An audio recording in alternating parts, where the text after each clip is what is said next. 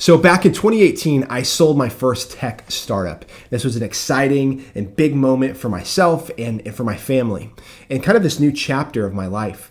But what I didn't have back then was a playbook on what do I do now? How do I allocate this capital that I'm coming into? How do I plan for the future and invest? And so in this video, let me go through the things I wish someone had told me and the things that I learned along the way. Hopefully they're helpful to you if you're finding yourself in a similar situation. Let's dive right in. All right, number one, the first thing, some people would say this is maybe you should do nothing. You shouldn't go buy an expensive car or worry about all your investments. Maybe just take a couple weeks to just appreciate that opportunity that you've found yourself in of selling a company. It's a very exciting an awesome milestone and achievement in your professional career. Whether you're selling a t-shirt company or a tech startup or a service business, whatever it may be, it is exciting and you should savor and be grateful for the moment. So that's my first piece of advice or recommendation is just to chill out for a second. All right, number two. So there's some things that you should probably have in order anyway. And if you don't, it might be a good idea to start thinking about, do you pay off any of your consumer debt like credit cards or vehicle payments? Some of these other things that are kind of these practical building blocks, just regardless of your financial situation. These are things like the Dave Ramsey baby steps.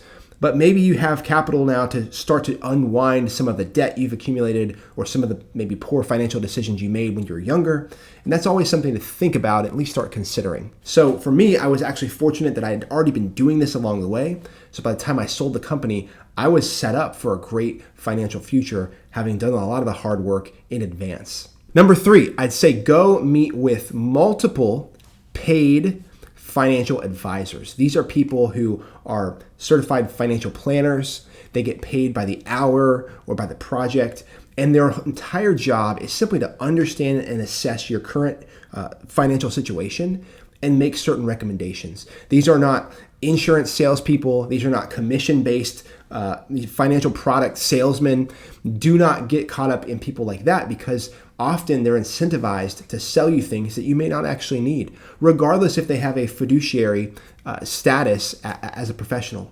So I would recommend strongly find people who are paid hourly, get some initial feedback, and then do nothing. Just wait, process what you're kind of learning and hearing, and then you can make some informed decisions shortly after. All right, number four, I would strongly advise that you don't disclose how much money you're actually coming into with the sale of your business. Now, you're going to obviously share that with your spouse if you have one, I would hope. And then your financial advisor, you're going to get into the weeds and really dig into the details of your finances. But for your friends, your family, I wouldn't go around just saying, hey, I'm coming into millions of dollars. And the reason for this is it does cause friction in your relationships. It causes people to view you differently. As unfortunate as that may seem, you hear this all the time with people who win the lottery or a poor athlete that finally makes it to the professional league and comes into lots of money, and all the family members come around and they start expecting things.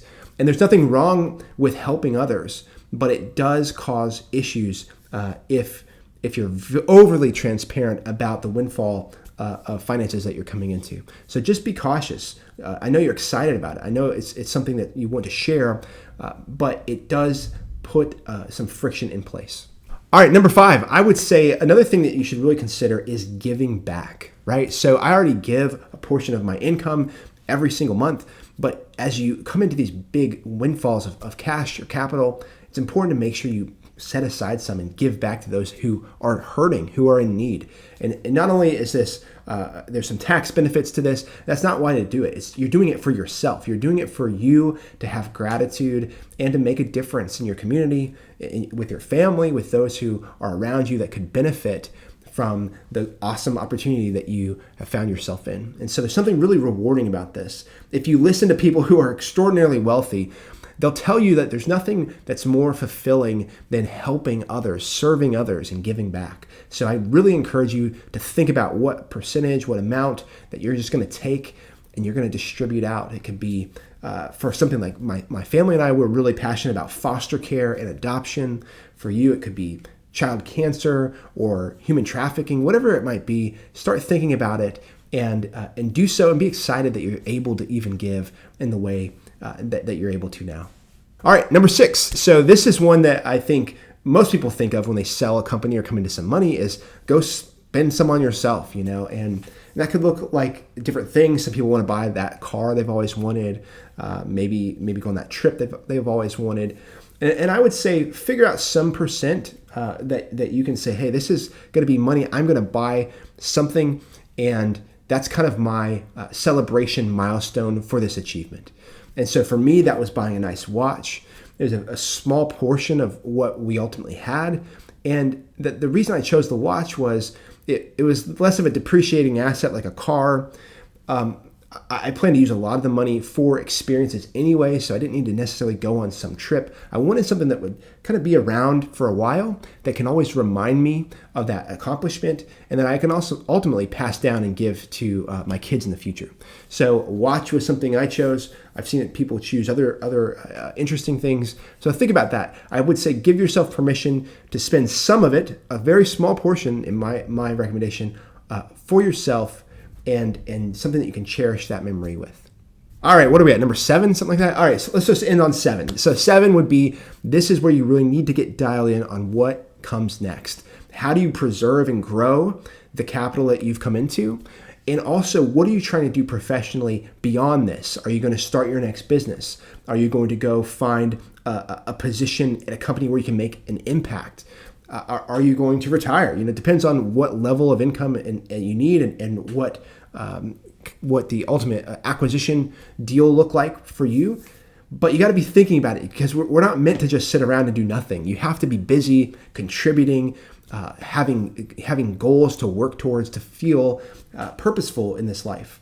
So think about that. Now, a caveat to this is sometimes founders think that the first exit that they have was kind of a fluke. And so they have imposter syndrome. Can I do this again? Did I just get lucky? Am I really that good? I can't believe I got this money. Why did they do that? Did I trick them? all these doubts.